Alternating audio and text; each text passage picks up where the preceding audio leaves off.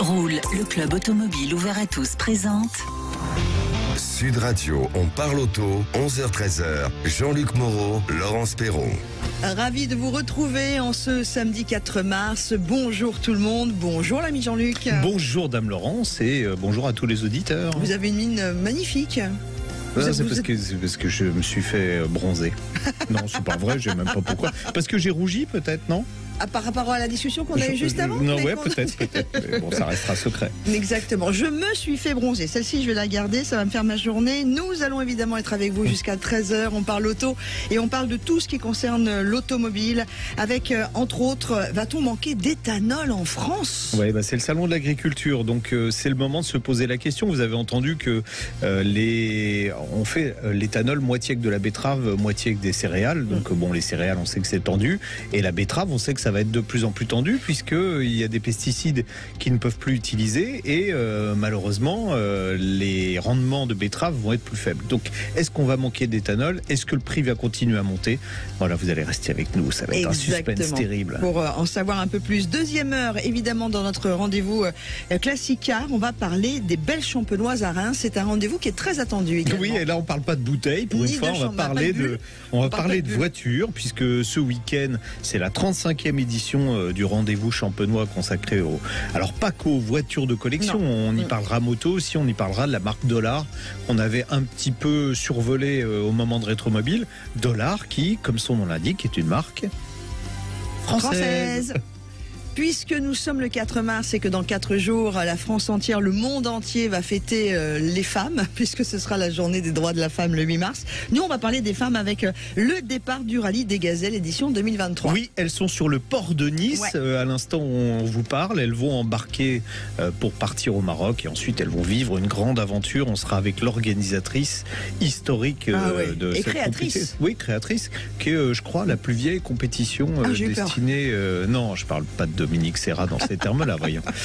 Il me semble que c'est la plus ancienne compétition réservée aux femmes. Exactement. Exclusivement aux femmes. Et Dominique sera avec nous en direct sur Sud Radio. Et vous l'avez compris, on va également parler des pouvoirs du préfet en matière de sécurité routière. C'est le sujet qui arrive dans quelques instants. C'est le sujet qui fâche pour commencer. Tout à fait, qui fâche très très fort, mais on va en parler avec Maître Rémi Jossaume. Et puis avec vous, évidemment, cette émission 0826 300 300. Vous avez des questions à poser, un avis à donner. Vous nous rejoignez sur Sud Radio ou vous nous écrivez un mail, je participe@sudradio.fr en mettant On parle auto dans l'objet. Et n'oubliez pas, la page Facebook de Sud Radio avec l'émission en direct et en visio vous est proposée en ce moment même.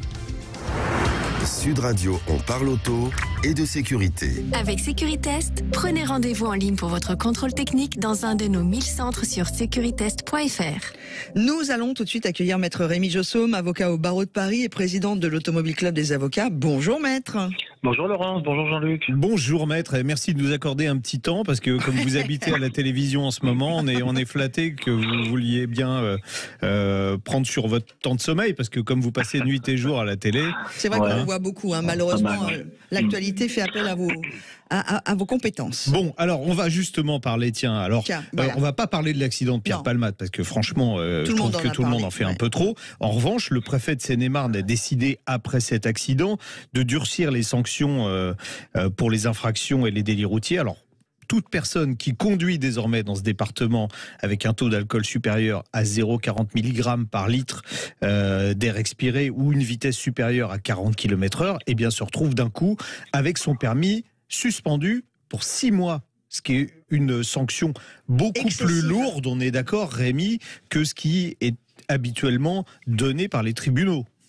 Oui, alors juste pour que tout le monde comprenne bien le mécanisme, le préfet a une prérogative qui date de 1922, c'est-à-dire qu'en 1922, on lui a donné le pouvoir de délivrer les permis de conduire et donc à contrario, le pouvoir de reprendre le permis de conduire. Et donc, tout ce mécanisme est très ancien, comme vous le voyez, ça a plus de 100 ans, et le préfet exerce toujours cette prérogative, et qu'il va exercer différemment selon l'infraction qui est prévue par le Code de la route. Le préfet ne fait pas n'importe quoi, c'est listé par le Code de la route, et donc, en premier lieu, il y a surtout les infractions, évidemment, les plus graves au Code de la route, qui permet à titre provisoire, en attendant le procès, eh bien, d'écarter quelqu'un du réseau routier parce qu'on considère que son infraction est incompatible avec, évidemment, les exigences de sécurité routière. Et donc, parmi ces infractions, on a l'excès de vitesse d'au moins 40 km/h, par exemple. Et puis, on a évidemment les conduites en alcoolémie délictuelle, donc c'est-à-dire d'au moins 0,40 mg par litre d'air, sous stupéfiants, les délits de fuite, les refus d'obtempérer, etc., etc. Bon. Et le préfet, donc, exerce immédiatement cette prérogative. Il a un délai relativement court pour prendre sa décision. Et comme vous le disiez, Jean-Luc, eh bien, le délai de suspension administrative ou de suspension préfectorale, c'est une mesure provisoire en attendant le procès. Et depuis 2019, eh bien, les préfets disposent d'un délai beaucoup plus important qu'auparavant. Alors, je ne sais pas si c'est bien ou si c'est pas bien. En tout état de cause, pour les excès de vitesse, la durée maximale de suspension, c'est 6 mois au plus. Donc, c'est déjà, évidemment, beaucoup de temps. Et pour toutes les autres infractions que j'ai précédemment listées, c'est jusqu'à 12 mois de suspension de permis. Voilà. Donc effectivement, à la suite de cet accident dramatique, le préfet de Seine-et-Marne a décidé de rehausser le barème, qui est un barème généralement harmonisé au niveau national, pour que évidemment une infraction commise dans un département ne soit pas plus ou moins sévèrement punie que dans un autre département, mais il n'en demeure pas moins que le préfet a la liberté totale de fixer, dans les limites de la loi, la durée de la suspension du permis de conduire. Alors, est-ce qu'on trouve normal, on va prendre l'exemple d'une rocade qui serait en Seine-et-Marne, rocade autour d'une ville limitée à 70 km/h, 4 voies, j'en connais. Vous êtes pris à 111 km/h, vous avez 6 mois de suspension de permis. La même infraction dans les Hauts-de-Seine par exemple, vous vous retrouvez avec c'est 4 points et 135 € d'amende. Il y a quand même une différence de traitement qui est notable. Normalement, dans notre pays, liberté, égalité, fraternité, là, l'égalité, c'est pas tout à fait le cas. Oui, exactement, Jean-Luc, et on a des cas aussi qui paraissent ubuesques, non pas au sens où le préfet exerce son pouvoir, c'est la loi, c'est ainsi, mais c'est que par exemple, on va avoir des gens qui vont être juste au-dessus de la limite, par exemple en matière d'alcoolémie, ils sont à 0,42 après la marge d'erreur, donc ils sont juste au-dessus, le préfet peut actionner son pouvoir, et j'ai par exemple un dossier où le préfet a mis 12 mois, ce qui est complètement ubuesque, parce que quelqu'un qui va avoir 3 fois le même taux, multiplié par le taux de référence, il va se retrouver avec une suspension de 12 mois également. Donc ça n'a pas de sens. Eh bien, on a la même chose en excès de vitesse. C'est-à-dire que des gens qui sont entre 0,40 et 0,5, entre 40 et 50 au-dessus, ils vont prendre 6 mois. Et puis ceux qui sont largement au-dessus des 50 km/h, ils ont 6 mois aussi. Donc vous voyez, la graduation, celui qui est prêt à 200 km/h au même endroit, il est jugé de la même façon. Alors la question c'est ensuite, alors le préfet prend une décision, il vous retire votre permis pendant 6 mois, mais ensuite vous passez devant un tribunal, on est d'accord? Exactement, il y a toujours un traitement judiciaire, parce que souvent les gens me disent mais c'est fini, c'est terminé, j'ai eu ma peine. Pas du tout. Le préfet n'est pas une autorité judiciaire, le préfet prend une mesure conservatoire. Vous savez, c'est comme la détention provisoire pour les personnes. Voilà. C'est la même chose. Vous savez, il y a une détention provisoire, puis ensuite le tribunal décide d'une culpabilité ou d'une relaxe, et c'est là que c'est très frustrant, parce que il y a évidemment des gens... si on est relaxé, qu'on a fait 6 mois de suspension, comment ça se passe? Vous pleurez, Jean-Luc, parce que malheureusement, vous avez fait 6 mois, voire 12 mois pour rien, et vous pourrez éventuellement ensuite demander une indemnisation à l'État, auprès de l'administration, qui, dans sa grande bonté, va vous allouer quelques centaines d'euros. Donc oui, effectivement, ça pose quand même un problème, au sens où ce sont des mesures qui sont souvent irréversibles. Quand vous avez des personnes qui prennent 12 mois de suspension de permis de conduire pour des faits...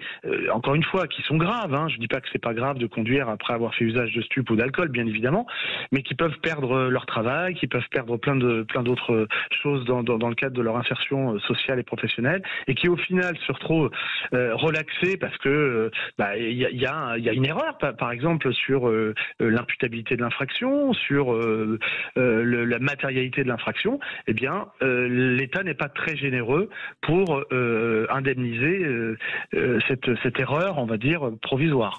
Est-ce qu'on peut faire quelque chose pour contrer la décision du préfet ? Alors, on peut faire plusieurs choses. D'abord, en matière d'alcoolémie, je pense que c'est une très bonne mesure qui a été mise en place et les préfets ne le font pas assez systématiquement. Par exemple, quand vous avez une suspension de permis de conduire pour 8 ou 9 mois, vous ne pouvez pas attendre toute cette période-là. Vous pouvez demander un éthylotest anti-démarrage. Ça, c'est tout à fait possible puisque la loi le prévoit. Alors, certaines préfectures maintenant ont pris le pli et pas l'imposent, mais le proposent directement aux personnes qui sont positives à l'alcool. Donc ça, c'est formidable, c'est très bien. Au moins, on continue à travailler et on s'assure que la personne ne conduit plus sous alcool. Pour le stupéfiant, malheureusement, il n'y a pas du tout de dispositif. Et puis pour l'excès de vitesse, pareil. Donc, qu'est-ce qu'on peut faire ? On peut demander au préfet de réduire la durée quand elle est manifestement excessive ou inappropriée. Et puis, on peut aussi saisir le tribunal administratif. Là, on rentre dans une technicité juridique où on demande au juge de lever la suspension parce qu'on va mettre en avant 2 critères. L'acte du préfet n'est pas légal, il y a une erreur de procédure ou autre, et puis parce que je justifie que j'ai impérativement besoin de mon permis de conduire dans le cadre de la poursuite de mon activité professionnelle. D'accord. Est-ce que vous savez s'il y a d'autres préfets qui ont l'intention, en plus du préfet de Seine-et-Marne, de durcir les sanctions ? Je crois savoir qu'il y a des instructions venant bien sûr du ministère de l'Intérieur visant depuis ces derniers jours à resserrer la vis sur la conduite après usage de stupéfiants, sujet dont on a énormément parlé, comme vous le disiez Jean-Luc il y a quelques instants, mais dont on pourra reparler plus longuement parce que c'est un vrai sujet et parce que je pense que la loi est très mal faite par rapport à cela. Non pas que évidemment il faut sauver le permis à coûte que coûte des gens qui sont sous stup, mais c'est que c'est une infraction qui est très particulière et qu'il ne faut pas confondre être sous l'influence du stupéfiant et avoir fait usage de stupéfiant. En fait, ce que je veux vous faire parce que les traces restent très longtemps, c'est ça. Voilà, c'est qu'il y a des gens qui ont consommé du cannabis, c'est interdit, on est parfaitement d'accord, on le rappelle, 3 semaines avant un contrôle, et qui vont avoir un traitement plus dur, alors qu'ils sont plus du tout sous l'influence, que quelqu'un qui est alcoolisé et qui a 2 grammes dans le sang. Voilà. Donc, Après, il y a la loi, il y a ce que vous expliquez, et puis il y a le côté aussi réception de tous ces faits quand on est la famille des accidentés, voire des blessés, voire des décédés. Donc c'est très touchy, enfin, c'est très particulier tout ça. Non, on est bien d'accord. Souvent, on est d'accord, Rémi, il y a cumul. Souvent, alcool, drogue, c'est vrai que certaines personnes, quand ils font la fête, ils sont dans l'excès total. Donc alcool, drogue, excès de vitesse. On va pas mettre de nom à côté de ça, mais il n'y a même pas que des histoires de fêtes. Il y a des gens qui le consomment régulièrement. Non, mais puis vous voyez, il y a un paradoxe aussi incroyable, c'est que des fois on a malheureusement des homicides involontaires. Le préfet n'a pas le temps d'agir parce qu'il est plus dans les délais, et on va laisser le permis de conduire à la personne qui a commis ces faits-là.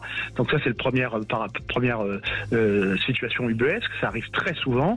Ou autre chose, le préfet va suspendre le permis 6 mois après les faits. C'est-à-dire qu'en fait, la personne pendant 6 mois, elle a pu continuer à conduire, et 6 mois après, on lui dit maintenant on va prendre votre permis. C'est complètement aberrant, puisque si cette personne était très dangereuse, c'est certainement au moment des faits qu'elle a commis, plutôt que 6 mois après. Bon, voilà. Donc tout n'est pas parfait, effectivement, mais voilà, faut retenir que c'est une mesure qui est très stricte, il y a quasiment plus de 250 000 permis qui sont suspendus chaque année, donc c'est très important, mais il y a aussi évidemment des recours, parce que voilà, toutes les mesures qui sont prises ne sont pas toujours des mesures adaptées ou légales. Merci beaucoup. Merci Maître Jossaume. On vous laisse repartir à la télé. Allez, bon week-end. Avocat au barreau de Paris et président de l'Automobile Club des avocats. C'est pas facile. Ça, c'est le mélange alcool-drogue, c'est ce qu'on a évoqué. C'est le manque de café de ce matin. Allez, on continue. Sud Radio, on parle auto et de sécurité. Avec Sécuritest, prenez rendez-vous en ligne pour votre contrôle technique dans un de nos 1000 centres sur securitest.fr. Et malheureusement, une très mauvaise nouvelle que l'on vient d'apprendre aujourd'hui. À 10h29 très exactement, un grave accident de bus en Isère sur la nationale 85 à hauteur de Corps. On est donc au sud de Grenoble. Au total, 16 personnes ont été blessées, dont 2 enfants sont en urgence absolue. Un grave accident qui implique un car tout seul. C'est donc en région Auvergne-Rhône-Alpes. On vous demande au maximum, la préfecture de l'Isère, d'éviter le secteur. On est dans les Hautes-Alpes. Il était en provenance des Hautes-Alpes. Il transportait 46 personnes, dont 6 adultes et 40 enfants de primaire. Il y a 16 personnes de blessés. On est donc sur la RN 85 à hauteur de la commune de Corps, CORPS. Évitez le secteur. Roule, le club automobile ouvert à tous présente Sud Radio, on parle auto, 11h-13h, Jean-Luc Moreau, Laurence Perron. Merci de nous écouter tous les samedis matins et puis d'écouter Sud Radio régulièrement toute la semaine. Vous pouvez nous suivre et vous êtes déjà fort nombreux sur la page Facebook de Sud Radio où il y a déjà beaucoup de questions, des questions d'auditeurs. On va d'ailleurs accueillir Guy en direct au 0826 300 300 dans quelques instants. Juste une question de Christophe qui nous dit: j'ai une carte de mobilité inclusion stationnement, comment faire pour éviter de se faire flasher par la sulfateuse APV lorsque je ferai mes déplacements avec mon auxiliaire? C'est quoi la sulfateuse APV? Vous savez qu'aujourd'hui, avec les forfaits post-stationnement, donc c'est plus un PV que vous avez vraiment, vous payez un forfait. Donc c'est des sociétés privées qui gèrent ça. Ils passent avec une voiture qui enregistre automatiquement les plaques d'immatriculation. Ils vérifient dans leur base de données si vous avez réglé le stationnement. Si vous n'avez pas réglé, vous recevez un forfait, un FPS. Et là, pour un Christophe, PV. Alors, il faut que Christophe fasse une copie de sa carte, s'inscrive sur le site, alors je ne sais pas dans quelle ville il habite, et enregistre le numéro d'immatriculation de son véhicule. Il faut qu'il soit sûr que... Auprès de la mairie, quoi. Auprès de la mairie. D'accord. Ouais. Voilà, vache. Bon, Christophe, voilà, vous avez votre Ça veut dire réponse. que s'il se déplace, il faut qu'il le fasse à chaque fois auprès de toutes les mairies. C'est ça qui est extrêmement pénible. Ouais, c'est pénible. De toute façon, c'est pénible le système pour tout le monde. Oui, c'est n'importe quoi. Bonjour Guy. Bonjour Guy. Comment ça va? Ça va bien, je vous remercie, et vous-même. Parfait. Parfait aussi. Bon Guy, d'accord pour acheter votre Suzuki Vanvan, puisque vous m'avez dit que voilà. Alors là c'est du private joke, les garçons, faut m'expliquer là. Il s'est passé quoi entre vous? Mais là non, parce que Guy il a fait de la mobilette quand il a écouté la semaine dernière où je disais que j'avais fait de la moto très tôt et que je fais toujours de la moto. Et c'est vrai que... on avait parlé de la Peugeot 104, on avait parlé de la mobilette. Voilà, exactement. Et Guy me dit qu'il a un Vanvan 90 cm3. C'est quoi un Vanvan? Alors pour ceux qui connaissent pas bien la moto, cette moto des années 70 avec des très grosses roues, des très gros pneus qui permettent de rouler dans le sable. C'était ça le Vanvan. Ah cool. Ouais. Que moi un Vanvan pour moi c'est à chaque fois que je drague un garçon, je me prends un Vanvan. Ça marche pas. Pardon. Alors on vous écoute Guy. Et Guy qui me dit je fais toujours de la moto et j'ai 79 ans mais vous savez Guy, on n'arrête pas la moto parce qu'on est vieux parce qu'on arrête la moto. Oh, c'est beau ça. Bon Guy, votre question monsieur. Écoutez, voilà, je possède aussi une BMW 220i, une Active Tourer, avec laquelle évidemment je me défoule sur les autoroutes allemandes. Oh, c'est moche. Ouais. Et alors je voulais savoir si je pouvais la passer à l'éthanol et si on trouvait de l'éthanol en Allemagne aussi. Alors on trouve assez peu d'éthanol en Allemagne. Il y a quelques stations qu'on distribue, mais il n'y en a pas beaucoup. C'est plutôt franco-français. Alors c'est pas que franco-français, on en trouve en Suisse et on en trouve en Suède. Mais entre les deux, c'est vrai que ça peut poser problème. Bon, en plus, si vous allez faire le plein en Suède, ça fait loin quand même. Voilà. Oui, non, mais la France est vraiment une exception européenne. Pourquoi ? Parce qu'on est le plus gros producteur d'éthanol. On va justement en parler dans quelques instants. À 11h36. Donc, on trouve assez peu de stations d'éthanol en Allemagne. C'est dommage. Je vous explique pourquoi. Parce que sur l'autoroute, là, quand vous roulez en Allemagne, que vous vous défoulez, où il n'y a pas de limitation de vitesse, alors pas partout, il n'y a que certaines portions d'autoroute, et en plus, aux horaires de forte affluence, il y a une limitation à 130 sur ces portions-là. Donc, absolument. C'est libre à certains moments de la journée, mais on peut rouler, si vous avez un engin qui roule à 400 km/h, vous avez le droit de rouler à 400 km/h. Bon, là, avec votre voiture, je sais pas, ça prend 220 au moins votre truc, non ? Oui, c'est ça à peu près, 220, 230. Alors l'intérêt, chevaux, donc ça va, tout se passe bien. L'intérêt de l'éthanol à cette vitesse-là, et moi pour l'avoir fait, donc je peux vous en parler, c'est que la surconsommation, quand vous êtes plein pot sur l'autoroute, en fait, elle est plus de 20% comme elle est quand vous roulez normalement, elle va être de 10%. Pourquoi ? Parce que vous récupérez un peu en rendement avec le taux d'octane plus élevé de l'éthanol, et surtout sur une voiture essence, quand vous êtes plein gaz, vous refroidissez le moteur et le turbo avec de l'essence. Donc vous enrichissez un peu plus. Et donc là, il n'y a pas besoin d'enrichir parce que la combustion de l'éthanol se fait à une température moins élevée. Donc en fait, on a une surconsommation plus basse. Donc ça serait très intéressant pour rouler très vite sur l'autoroute. Malheureusement, il n'y a pas beaucoup de stations, mais vous pouvez... c'est souvent des stations d'ailleurs privées. C'est des entreprises qui ont de l'éthanol. Alors, en revanche, le Tourer en 220i, vous pouvez l'équiper avec un boîtier éthanol, puisque c'est des injecteurs, c'est pas des injecteurs piézoélectriques. Pourquoi ? Parce que BMW utilise sur beaucoup de modèles des injecteurs piézoélectriques, mais en fait, de moins en moins, ils reviennent à des injecteurs classiques. Donc, ça permet de mettre des boîtiers éthanol, parce que les boîtiers éthanol ne sont pas adaptés aux injecteurs piezo pour le moment. Ouais. Elle a 5 ans, cette voiture. Donc, oui, vous pourriez l'équiper. Hein. Parce que BMW sont un peu frileux avec ça. Non, mais tous les constructeurs sont frileux, ça c'est clair. À part Ford, qui commercialise... Parlons vrai, s'ils sont frileux, c'est qu'il y a quelque chose. Il y a toujours un risque à rouler avec de l'éthanol, il faut le savoir, même avec un boîtier. Et nous, on parle vrai ici. Voilà. Il y a toujours un risque. Oui, par de garantie, machin. Oui, bien sûr. Et c'est pour ça que vous préconisez, Jean-Luc, de remettre de temps en temps un vrai plein complet. Refaire un plein d'essence classique. De Super 95 normal ou 98. Ouais. Bon, voilà. Voilà, mais vous pouvez équiper votre auto, Guy. Faites ou pas. Voilà. Vous pouvez toujours après faire le plein en France et puis aller vous défouler en Allemagne, comme vous avez dit. Ouais, mais enfin bon. Oui, je suis marié avec une Allemande, je peux vous dire que je vais souvent à Hambourg et j'y vais. On va tout savoir. Je vous embrasse très très fort et on vous souhaite un bon week-end ainsi qu'à votre jolie femme allemande. Et quand on va à Hambourg. Oh non. Je veux dire sur l'autoroute, c'est ce que je voulais dire. Merci à vous deux. Merci Guy. On va y aller. Merci beaucoup. Allez, dans quelques instants, on continue évidemment à parler auto avec vous. Vous êtes nombreux sur la page Facebook de Sud Radio. Tiens, il y a Stéphane rapidement qui dit, et l'éthanol pour les motos, c'est pour quand ? Ça arrivera ou pas ? Alors on va en parler, bientôt. Ok, d'accord. Bon voilà, Stéphane, vous avez votre réponse. Notre troisième co-animateur de l'émission On parle auto sur Sud Radio et on est sur la page Facebook de Sud Radio. Biomotors, agissez pour la planète en roulant au super-éthanol et économisez jusqu'à 50% sur votre carburant. Présente Sud Radio, on parle auto et on prend le volant. Nous allons évidemment continuer avec vous au 0800 26 300 300. L'essai de la semaine va être aussi en vidéo totale sur la page YouTube de Sud Radio. Mais tiens, d'ailleurs, juste avant de parler de l'essai de la semaine, on donne un rendez-vous de l'émission qui est important sur les pneus premier prix. Ouais, faut-il avoir peur des pneus premier prix ? Réponse tout à l'heure. Et là, pour le moment, l'Alfa Romeo de midi. L'Alfa Romeo Tonale hybride rechargeable Q4. Alors, j'avais été séduit par l'esthétique du petit SUV Alfa Romeo, mais un peu déçu par la conduite de la version hybride 48 volts. Une frustration qui normalement doit disparaître avec cette version hybride rechargeable, forte de 280 chevaux, 4 roues motrices.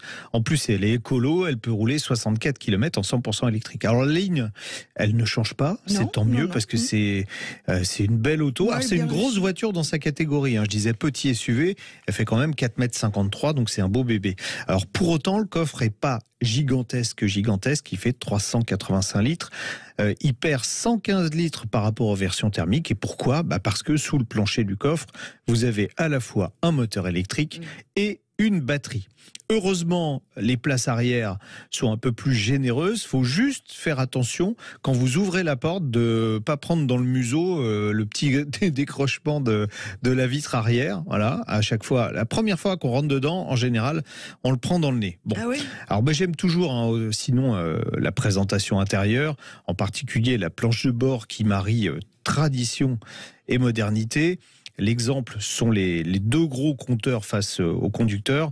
Il s'agit d'une dalle numérique, mais on a conservé les casquettes typiques des Alfa Romeo anciennes. On peut aussi paramétrer cet affichage pour avoir des compteurs qui ressemblent à ceux des Alfa des années 70. Youpi tralala. Il y a des palettes de part et d'autre du volant pour passer la boîte automatique en manuel. Ici, c'est une boîte Aisin 6 rapports. Pourquoi je vous dis ça ? Parce que sur la version hybride normale, c'était une boîte 7 rapports qui n'était pas très agréable à utiliser. Celle-là l'est beaucoup plus. Sur cette version Veloce haut de gamme, on a un écran central de 10,2 pouces.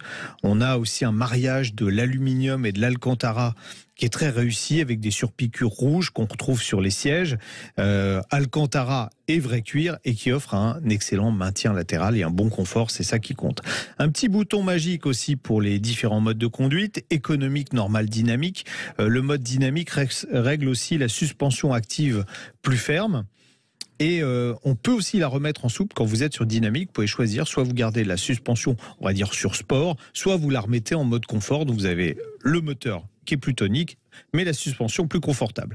Le Tonale, c'est une architecture de Jeep Compass. Donc sous le capot, on retrouve une mécanique dérivée du Jeep Compass. Gagné, voilà.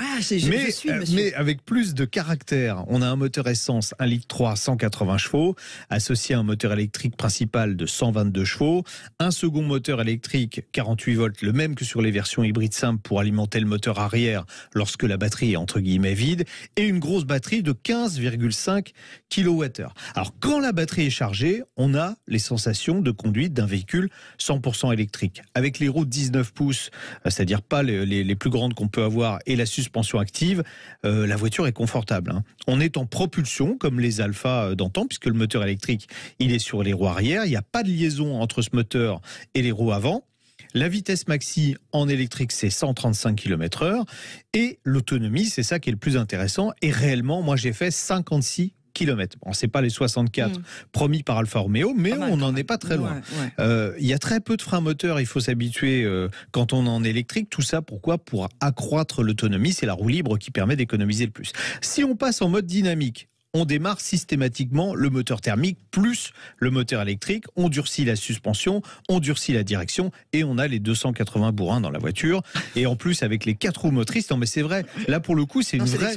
Non mais c'est une vraie Alfa Romeo, 0 à 100 en 6 secondes 2, excellente tenue de route malgré les 1840 kilos de la voiture. En plus, le freinage est très progressif, il n'y a pas de différence de ressenti entre le freinage électrique et le freinage mécanique. La transition est imperceptible, donc ils ont vraiment bien bossé de ce côté-là. Après, quand on est en mode hybride, j'ai consommé 6,5 litres, mais j'ai fait la chasse au gaspillage. L'appétit peut vite s'envoler. J'en parlais avec mes petits camarades le soir de l'essai. Il y en a qui ont consommé plus de 8 litres et certains encore beaucoup plus. Pourquoi ? Parce que ces petits moteurs turbo compressés de faible cylindrée, ils sont économes quand on roule gentiment et dès qu'on accélère un peu, ça devient des gros gloutons. Donc, il faudra vraiment faire attention à ça. Si vous avez tendance à avoir le pied un peu lourd, c'est pas une voiture pour vous. On peut recharger en 7 heures sur une prise standard, 2h30 sur une wallbox. Et puis, globalement, oui, c'est beaucoup mieux que la version hybride 48 volts qui laissait un petit peu sur la fin. On avait 160 chevaux, je sais pas où ils étaient d'ailleurs, moi je les avais pas trouvés. Là, les 280 chevaux, ils y sont. Donc, c'est sympa, on s'amuse, on prend du plaisir. Le seul truc, c'est qu'à un moment, il faut passer à la caisse. Ça démarre à 51 000 € en prix de base. Aïe. Notre finition à nous, 56 000 € la finition Veloce et 60 000 € avec les options qu'il y avait sur le modèle que j'ai essayé. Donc, à ce prix-là, on est typiquement en concurrence avec les modèles allemands. Ouais. Voilà, c'est ce qui coince un peu. Il aurait fallu que Alfa Romeo tire un petit peu sur les prix pour être légèrement en dessous du prix des Allemandes. Malheureusement, ils l'ont pas fait. Donc ça sera sans doute un peu dur, mais ce qui pour moi enlèverait le choix quand même, c'est l'esthétique de la voiture. C'est vrai qu'elle est très belle. Elle est très élégante. Elle est très belle, elle est confortable, l'intérieur est bien présenté. Non, puis en tant que spécialiste et expert, vous êtes quand même plutôt content de toutes les sensations que vous avez eues. Oui, non. C'était la version, c'est la bonne version. Après, le petit bémol, c'est si on chatouille l'accélérateur, ça va vous coûter un peu cher en carburant. Et il y a Stéphane sur la page Facebook de Sud Radio qui dit vraiment superbe. Et question, y a-t-il un modèle Trofeo V6 ? Non, parce que pour le moment, il y aura pas de. Non, c'est fini ça. Au revoir. Ouais, non, il y aura même les futurs Alpha.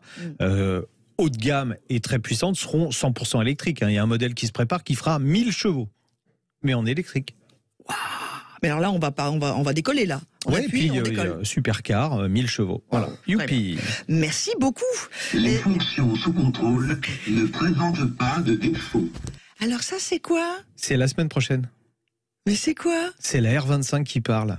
Parce qu'en fait, les voitures qui parlent fêtent leurs 40 ans. Mais je vous promets, on fait un sujet la semaine prochaine sur ça. Excellent. Merci d'avoir un petit peu titillé notre oreille, c'est cool.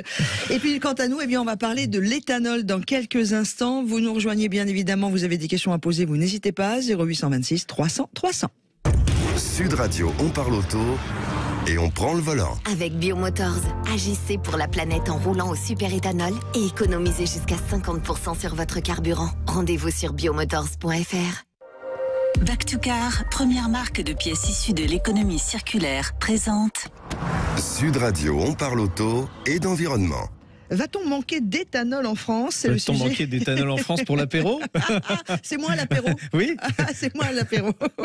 Non, mais c'est encore le salon de l'agriculture, donc c'est le moment de se pencher sur ça. On reçoit Nicolas Rialan, qui est directeur général de la Confédération des planteurs de betteraves et porte-parole de le collectif du bioéthanol. Bonjour Nicolas. Bonjour Nicolas. Bonjour. C'est une vraie question. Vous êtes en direct du salon de l'agriculture, on est d'accord? Tout à fait, c'est le salon de l'agriculture qui va fermer ses portes demain. Ouais. Est-ce qu'il y a du monde, tiens? Ah oui. Il y a énormément de monde dans toutes les allées et aussi sur le stand de la filière betterave-sucre et bioéthanol. Et toute la semaine, c'était un succès phénoménal ce salon. Bon, carburant issu de l'agriculture française, donc c'est normal que vous soyez au salon de l'agriculture. Il y a beaucoup de questions en ce moment sur l'éthanol. La première, parce que à commencer par ça, parce que moi aussi je fais le plein d'éthanol. Quand on arrive à la pompe et qu'on voit 1,20 €, ça s'explique comment? Ah ouais. Ce sont les conséquences directes de la guerre en Ukraine, malheureusement, et qui a eu plusieurs effets. Et celui de faire monter le prix de l'énergie, que ce soit le pétrole ou le gaz.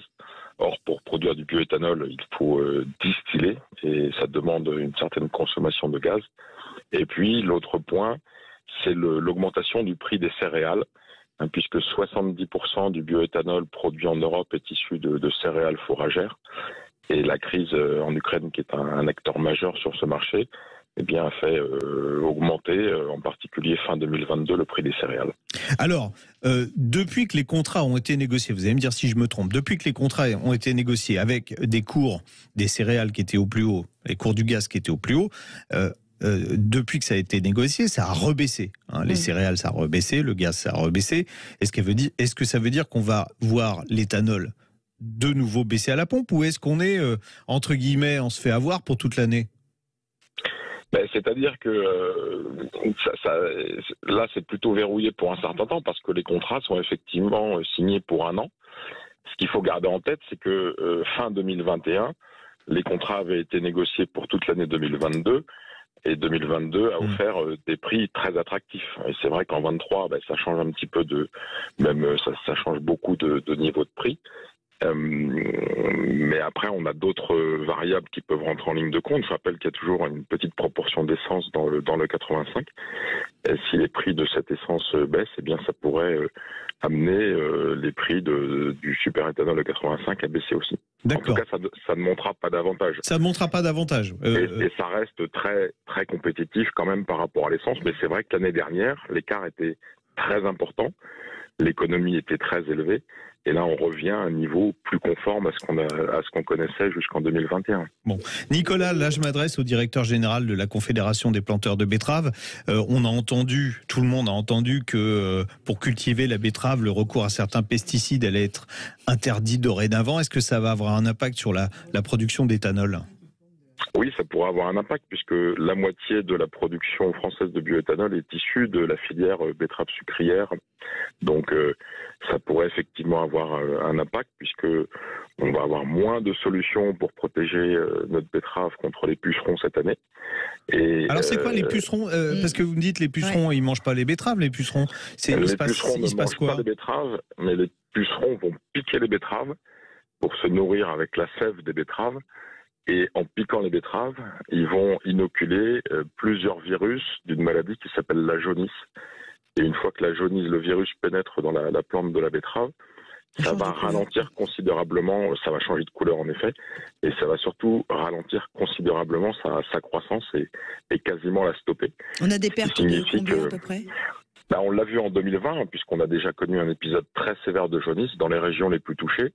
Les pertes se sont montées jusqu'à 70% des récoltes, donc c'est colossal. Ah ouais, est-ce que donc on pourrait, entre la sécheresse et puis la jaunisse de la betterave, est-ce qu'on pourrait manquer d'éthanol avant la fin de l'année ? Alors normalement non, parce que c'est un des atouts de notre filière, c'est on peut dire qu'elle a 2 jambes. Elle a une jambe betterave, sucre et résidus sucriers, et une jambe céréales, amidon et résidus amidonniers. Donc, si jamais on venait à manquer de betterave pour faire de l'éthanol, on pourrait au moins en partie compenser ce manque de production par une augmentation sur la partie céréalière. Mais si on va jusqu'au bout, Monsieur Moreau, Jean-Luc de Sud Radio dans On parle auto, si vraiment un jour on manque, on ne sait pas, les motorisations aujourd'hui, soit avec les... Non mais ça peut rouler, c'est du flex-fuel, donc voilà, ça peut rouler à l'essence. Avec de l'essence classique. Voilà. On ne va pas tomber en panne, mais pour comme ça, je disais, ça fait mal au portefeuille quand on va mettre un carburant à 1,90 € alors qu'on peut le payer à 1,10 €. C'est ça. On est d'accord, mais voilà, on va pas de panique en écoutant Sud Radio, non, vous pourrez continuer de rouler. Voilà. C'est pas la panne. On peut aussi au moins temporairement, recourir à de l'importation. Alors c'est un peu dommage parce qu'on n'est plus dans la production locale. C'est quoi, c'est le Brésil après l'importation, c'est les plus gros producteurs, c'est USA, Brésil, c'est... Alors, on a plusieurs voisins européens qui produisent, mais ils produisent plutôt pour leur propre consommation. Après, sur le marché international, effectivement, le Brésil est un des gros producteurs d'éthanol et le premier exportateur mondial. Et on a aussi les États-Unis qui sont un acteur très significatif. Nicolas, puisqu'on parlait est-ce que la France, on est exportatrice, nous aussi, ou non, on n'a pas les niveaux, on n'a pas les volumes? On a été exportateur, mais avec le succès grandissant de l'E85 ces dernières années, nos exportations aujourd'hui se sont réduites considérablement. Et donc, on est dans une autosuffisance, mais on exporte beaucoup moins. C'est quasi symbolique aujourd'hui, nos exportations. D'accord. Est-ce qu'on peut accroître la production d'éthanol en France?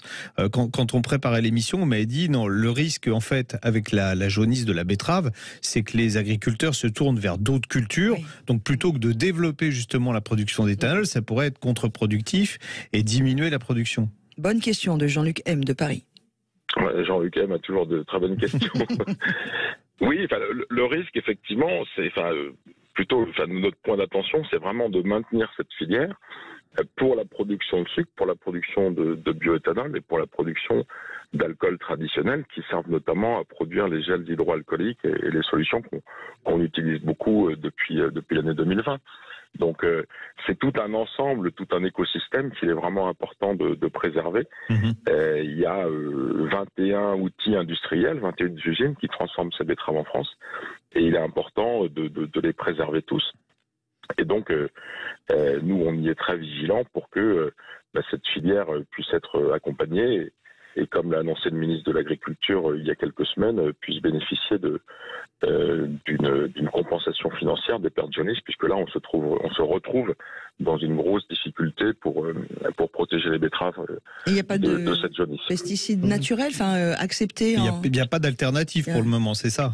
Alors, on a un programme de recherche et d'innovation qui a été mis en place courant 2020, qui travaille beaucoup de solutions alternatives, mais à aujourd'hui, malheureusement, ces alternatives ne sont pas au point.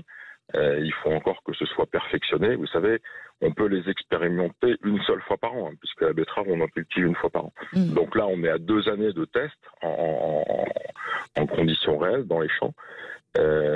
Donc 2023, ça va continuer, au-delà sans doute. Mais pour avoir un niveau de protection équivalent à ce qu'on connaissait jusqu'alors, eh bien aujourd'hui, nous n'y sommes pas, clairement. D'accord. L'interdiction des pesticides, c'est pour tous les pays d'Europe ou c'est juste la France ? Alors normalement, la décision devrait s'appliquer uniformément à tous les pays européens. Ce que l'on entend déjà, c'est que au moins 8 pays où on cultive de la betterave sucrière ne tiendraient pas compte, a priori, de l'interdiction faite par la Cour de justice européenne. Donc évidemment, nous, ça nous préoccupe beaucoup et on ne comprend pas qu'il n'y ait pas une application uniforme de cette décision dans toute l'Union européenne. Ouais.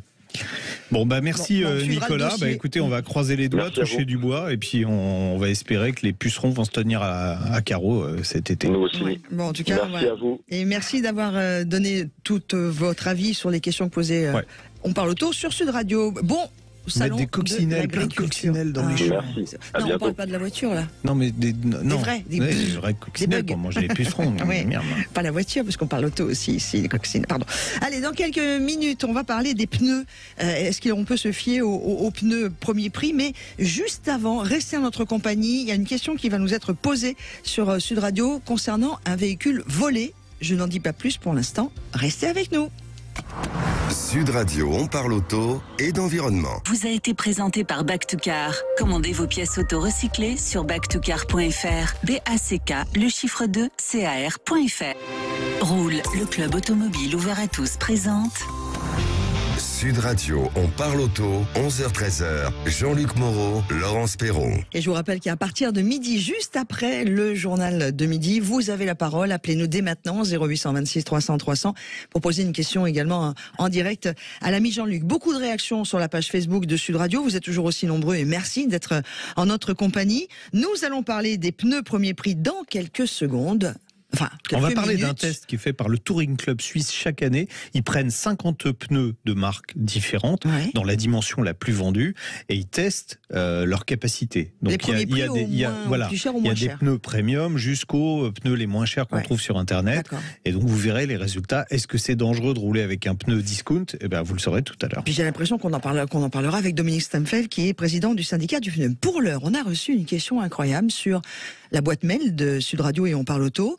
Je participe @sudradio.fr. C'est Paul, écoutez bien, qui nous pose la question suivante. J'ai acheté l'année dernière à un particulier une Peugeot 308 essence de 2018. Or, il y a une semaine, j'ai reçu un courrier recommandé d'une société d'assurance qui m'informe que ce véhicule était volé et que je dois le restituer. Est-ce vrai ? Est-ce que je risque d'être inquiété par la justice ? Alors... Ça, c'est une sacrée sale histoire. Alors, c'est le code civil, en fait, qui limite la tranquillité de l'acheteur d'un véhicule volé. En effet, si vous achetez... Alors, premièrement, on va faire de bonne foi. Vous achetez de bonne foi un véhicule à quelqu'un que vous payez, par exemple, en liquide, ce qui serait dommage que vous n'avez pas le droit, mais bon, ça peut arriver. Vous achetez cette voiture et dans un délai de 3 ans, si c'est un véhicule volé, l'ancien propriétaire ou l'assurance, parce que si le véhicule était assuré, l'assureur a payé une indemnité au propriétaire, donc l'assurance devient propriétaire du véhicule. C'est souvent dans ces cas-là d'ailleurs que ça se passe, parce qu'un particulier qui n'était pas assuré contre le vol, il a peu de chances de faire des démarches pour essayer de retrouver la voiture. Et en général, d'ailleurs, les démarches de la police n'aboutissent pas non plus. Donc, vous allez avoir ce fameux courrier recommandé de l'assurance qui vous dit vous devez restituer la voiture à son propriétaire, donc là en l'occurrence l'assureur. Donc si vous êtes de bonne foi, vous êtes quand même le bec dans l'eau puisque vous devez restituer le véhicule sans aucune compensation financière. À vous de vous retourner contre celui qui vous l'a vendu, à condition de le retrouver. En général, c'est pas facile, pour demander le remboursement de la somme que vous avez payée. Il y a un seul cas de figure où vous pouvez être indemnisé, c'est si vous achetez votre voiture dans une foire ou une vente aux enchères. Là, on vous remboursera le prix de l'auto. C'est le seul cas de figure. Mais attendez, c'est pas tout. Parce que si par exemple c'était une combine, genre tiens, je connais un mec qui vend une 308 pour pas cher, et vous avez un doute et vous savez que c'est un véhicule qui a été acheté chez Volto et Courvite, là vous êtes coupable. Mais non. Je les connaissais pas ceux-là, Volto et Courvite, moi. Ouais, c'est une société qui est établie depuis très longtemps d'ailleurs. J'imagine, depuis la création de l'humanité même, je crois bien. Si jamais vous aviez connaissance de l'origine volée du véhicule, vous êtes coupable de recel.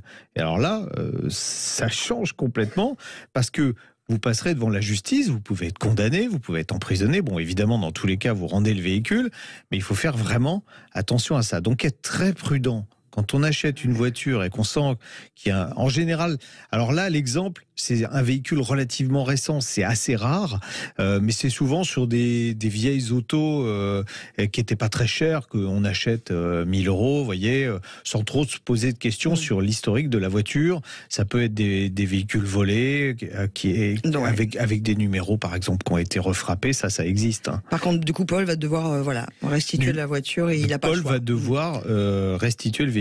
On a une question à peu près équivalente qui est arrivée sur la page Facebook de Sud Radio. Merci à Stéphane. Stéphane nous dit, j'ai vu une question d'une personne qui avait acheté un véhicule où le vendeur s'est fait passer pour le propriétaire, mais l'acheteur s'est fait arnaquer et n'a pas la carte grise. Et lorsqu'il l'a demandé à la préfecture, il y avait plusieurs cartes grises de retard. Quel est son recours pour avoir une carte grise valide ? Alors, donc il a acheté une voiture. Il a acheté une voiture a priori qui avait pas de carte grise. Mais il y a eu plusieurs cartes grises. Écoutez, c'est la dernière carte. Alors, la carte grise n'est pas un titre de propriété. Attention, on va le répéter. Si vous pouvez prouver que c'est vous qui avez acheté la voiture, il y aura écrit sur la carte grise et le propriétaire du véhicule. Sinon, n'étant pas un titre de propriété, ça change pas grand-chose. Lui, s'il a un vrai titre de propriété en bonne et due forme, il fait faire une carte grise. Peu importe qu'il y ait du retard sur les autres cartes grises. A priori, c'est fait arnaquer. Hein. L'acheteur, en fait, le propriétaire, celui qui a vendu, s'est fait passer pour le propriétaire. Ouais, mais c'est pas le propriétaire. Voilà. Bon, bah, on est dans le cas de figure d'un véhicule volé, donc il devra rendre la voiture et il récupérera pas la somme qu'il a payée. C'est dingue ça. Faites attention, hein, on répétera jamais assez. Hein. Ouais. Il vaut mieux faire attention et plutôt 10 fois qu'une. Bon, ben merci beaucoup, l'ami Jean-Luc, sur cette réponse. Moi, ce que je vous propose maintenant, eh bien, c'est d'aller parler un petit peu de pneus. Après le journal de midi, évidemment. Tiens, on peut faire un petit point d'ailleurs, si vous le voulez bien, sur ce qui va se passer après-midi. Enfin, pas cet après-midi, mais après le journal de midi. Vous êtes toujours attendu au 0826 300 300 pour poser votre question en direct à l'ami Jean-Luc. On parlera bien évidemment de ces pneus. Est-ce que l'on peut faire confiance ou faut-il avoir peur sur les pneus de premier prix? Et puis on ira se promener à Reims. On ira au Salon des Belles Champenoises, la 35e édition. On ira prendre un peu l'air. Et puis après, on ira sur le port de Nice, on va beaucoup voyager. On ira pour le départ du rallye des gazelles qui prendra la direction cet après-midi du Maroc. Et puis évidemment, eh bien, vous avez toujours votre rendez-vous, vous le savez, à la fin, avant 13h. Quelle auto choisir? Vous avez un doute sur le futur véhicule que vous avez envie d'acheter, d'occasion ou pas d'ailleurs, hein, selon votre budget. Vous nous rejoignez au 0826 300 300 pour poser la question à Jean-Luc Moreau en direct, qui se permettra de tout simplement vous donner son avis sur la question en question. C'est clair? La question en question, non, on n'a rien compris. Bon. Sur votre besoin de voiture. Non, avec le podcast, ils pourront réécouter pour essayer de comprendre. Allez, à tout de suite sur Sud Radio. Dans quelques instants, le retour de l'info. Et vous, au 0826 300 300, vous pouvez appeler maintenant. Il y a Jordan qui vous attend au standard de Sud Radio. Roule, le club automobile ouvert à tous, présente Sud Radio, on parle auto, 11h-13h. Jean-Luc Moreau, Laurence Perron. Ravi de vous retrouver pour cette deuxième heure dont on parle auto sur Sud Radio. Un petit point rapide, puisque nous en avons parlé vite fait, l'ami Jean-Luc, juste avant le retour de l'info. Rapidement sur le sommaire qui nous attend. Les questions, évidemment, au 0826 300 300. Un petit tour par Reims. Un petit tour par Reims, où on ira boire un coup, faire la tournée des caves. Non, on parlera du Salon des Belles Champenoises. Ça va buller. On y parlera moto, hein, tiens d'ailleurs. Très bien. On va s'arrêter aussi du côté de Nice, où se déroule aujourd'hui le départ du rallye des gazelles. Ouais, l'embarquement plein de gazelles dans un bateau qui vont partir direction le Maroc pour le rallye des gazelles, un trophée exclusivement féminin. On aura l'organisatrice avec nous qui nous parlera des nouveautés, puisqu'il y a des concurrentes qui sont en voiture électrique. On leur demandera comment elles font pour recharger dans le désert, par exemple. Et puis, on parlera des pneus. Faut-il avoir peur des pneus à petit prix? Mais tout de suite, on vous donne la parole, vous le savez, juste après le journal de midi.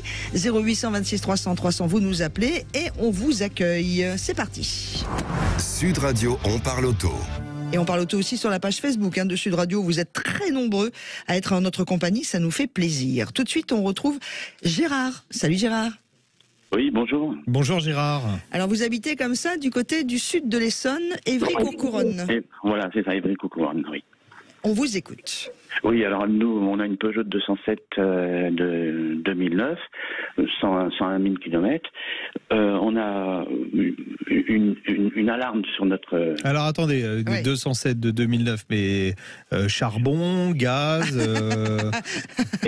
Essence, d'accord. Voilà. Ok. Oui. Et on a une alarme en disant système anti-pollution défaillant. Et en plus, j'ai l'impression que le ventilateur tourne quand je roule. La température de d'eau est en dessous de la normale. Quand j'arrête la voiture, le système ventilateur tourne aussi. On avait changé en août pour à peu près la même raison. On avait changé le thermostat D'accord. Et donc la panne se reproduit. Oui, parce que le thermostat, en fait, autrefois, les voitures, quand le thermostat tombait en panne, on les voyait arrêter au bord de la route. Aujourd'hui, quand le thermostat tombe en panne, le ventilateur ne se coupe plus. D'accord. Donc, déjà, vous devez sans doute, effectivement, avoir un problème de thermostat. Ça, c'est la première chose. Mais ça n'a rien à voir avec le système, avec le problème de pollution. Le voyant. Elle a combien de kilomètres, votre voiture? 101 000 km. Il y a un FAP là-dessus, non? Oui, il y a un filtre à particules. Pas filtre à particules, il y a un catalyseur. Oui. C'est un véhicule essence. Vous roulez quoi comme carburant ? On met des fois du 10 ou des fois du 95. D'accord. Vous roulez pas, vous mettez pas du 85 dedans, par exemple, des fois. Non, jamais. Il y a un écho chez elle a vous, combien Gérard. Elle a combien de kilomètres ? Attends, il y a un écho chez vous. Vous avez mis en haut-parleur ou bien ? Ah oui. Oui, vous pouvez enlever le haut-parleur ? Oui. Merci beaucoup. Pardon, la question c'était ? Elle a combien de kilomètres, votre voiture ?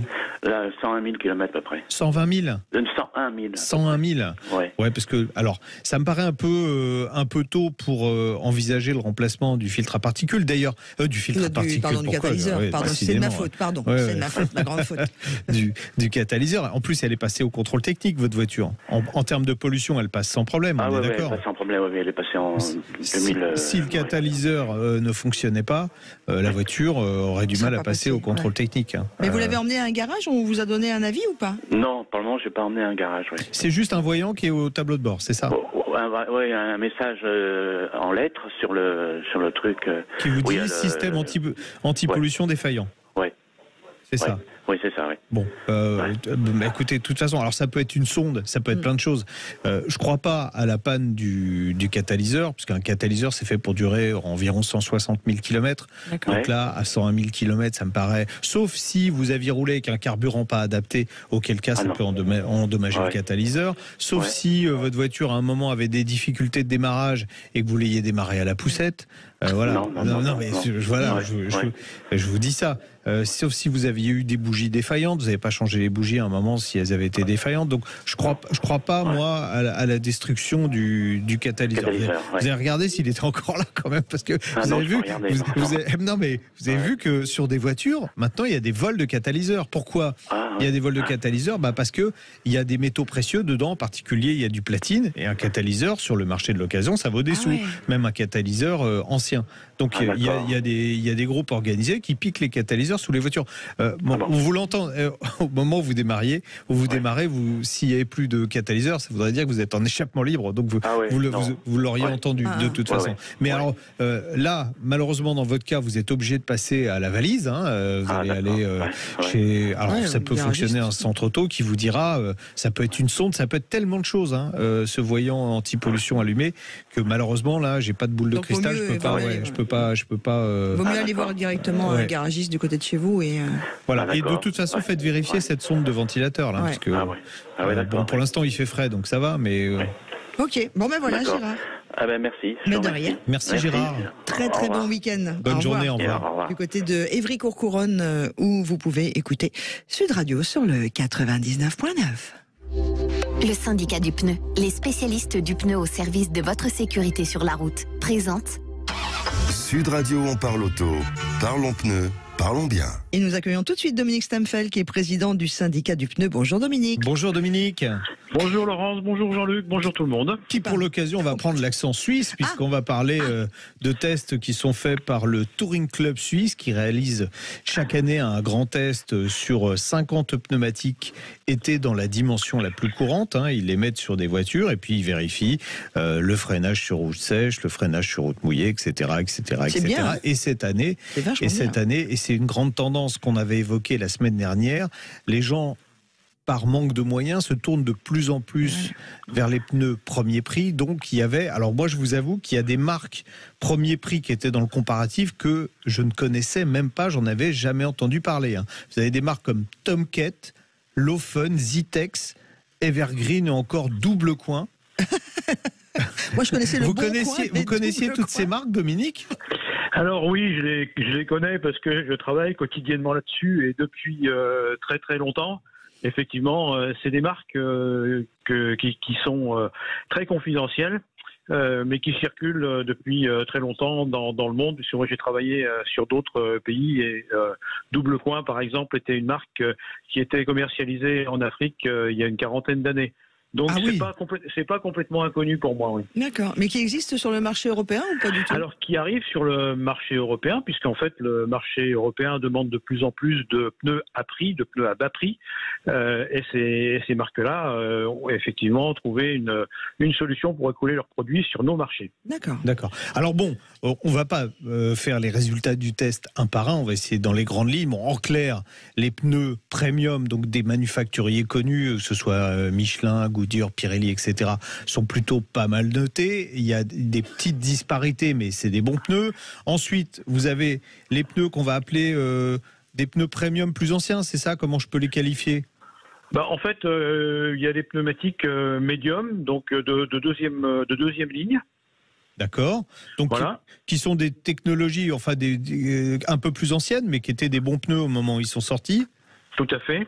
Et puis après, il y a les pneus budget, alors qui posent question. Mais cela dit, des questions, on peut aussi s'en poser sur la façon dont le Touring Club suisse réalise ses essais, parce que vous avez mis le doigt, en fait, sur des choses que moi j'avais pas imaginé en lisant les résultats. C'est que effectivement, en fonction des véhicules qu'on teste, en fonction de l'endroit où on teste les pneumatiques, on peut avoir des résultats complètement différents.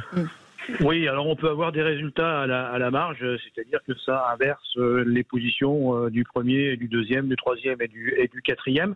Mais de ce test, il faut tout de même retenir les grandes lignes. Les pneumatiques premium qui sont les plus chères sur le marché sont les pneumatiques qui sont les plus sûres.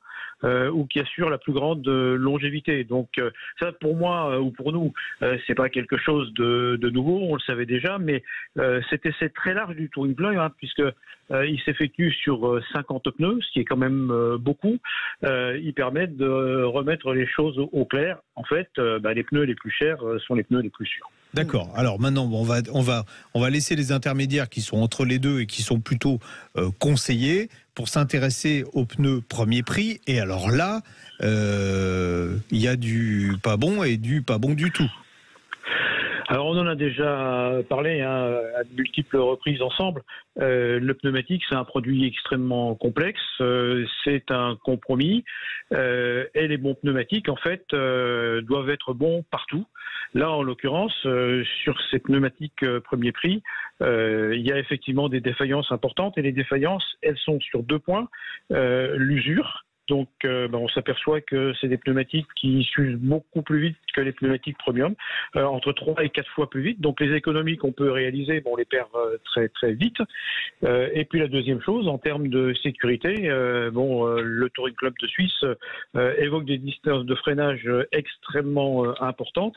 Il compare le meilleur pneu en freinage sur chaussée mouillée au plus mauvais.